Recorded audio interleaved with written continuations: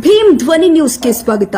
ಶ್ರುತಿ ತಂದೆ ಮಾಂತೇಶ್ ಕೋಳೂರ 4ನೇ ವರ್ಷದ ಹುಟ್ಟುಹಬ್ಬದ ಹಾರ್ದಿಕ ಶುಭಾಶಯಗಳು. ರೈತ ಸಂಘದ ರಾಜ್ಯ ಉಪಾಧ್ಯಕ್ಷರು ಆದ ಶ್ರೀ ಅಂದಪ್ಪ ಕೋಳೂರ ಇವರ ತಮ್ಮನ ಮಗಳಾದ ಶ್ರುತಿ ತಂದೆ ಮಾಂತೇಶ ಕೋಳೂರ ಅವರ 4ನೇ ವರ್ಷದ ಹುಟ್ಟುಹಬ್ಬದ ಹಾರ್ದಿಕ ಶುಭಾಶಯಗಳು.